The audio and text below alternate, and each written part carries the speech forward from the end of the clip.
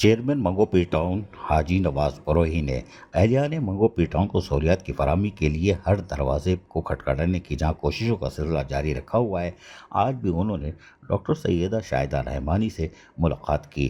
ملاقات کا ایجنڈا منگو پی ٹاؤن کی روڈ جو خستہ حالی ہے اس پر وزیر اعظم کو خط دینے کا فیصلہ کیا گیا تھا۔ پاکستان پیپلز پارٹی کے رکن قومی اسمبلی، سیکرٹری جنرل ویمن پارلیمانی کاکس اور صدر پی پی کراچی ڈویژن خواتین ونگ کی ڈاکٹر سیدہ شاہدہ رحمانی سے ٹاؤن میونسپل کارپوریشن منگو پی ٹاؤن کے چیئرمین حاجی نواز علی بروہی نے ملاقات کی۔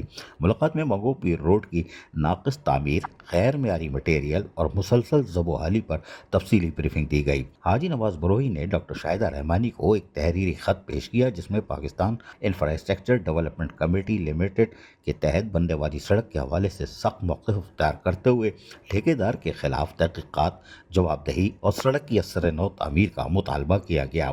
ڈاکٹر شاہدہ رحمانی نے سنگین عوامی مسئلے پر گہری تشویش کا اظہار کرتے ہوئے چیئرمین حاجی نواز بروہی کو یقین دلایا کہ وہ یہ معاملہ براہ راست وزیر اعظم پاکستان محمد شہباز شریف کے سامنے خود پیش کریں گی اور ان کا تحریری خط بھی وزیر اعظم کو خود فراہم کریں گی۔ انہوں نے کہا کہ عوام کی تکلیف پر خاموش رہنا گناہ ہے اور پیپلز پارٹی ہر حال میں عوامی حق کے لیے آواز بلند کرے گی۔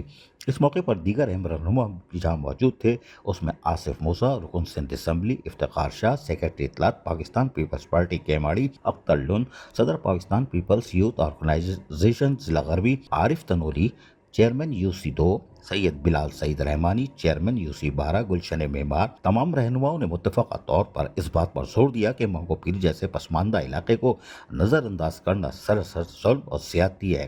وفاقی صوبائی حکومتوں کو فوری نوٹس لینا چاہیے۔ ملاقات یقینی طور پر نتیجہ خیز ثابت ہوئی اور یقینی طور پر یہ خط وزیر اعظم شہباز شریف تک ڈاکٹر شاہدہ رحمانی پہنچا کر اس معاملے کی تحقیقات کا مطالبہ کریں گی تاکہ ٹھیکیدار کے خلاف عملی طور پر کارروائی عمل میں لائی جا سکے۔ عزیز عارف، KBS بلدیاتی نیوز کراچی۔ ایسی ہی خوبصورت ویڈیوز فیوچر میں حاصل کرنے کے لیے ریڈ بٹن پر کلک کر کے اور بیل آئیکن کو پریس کر کے ہم سب کے سبسکرائبر بننا مت بھولیے۔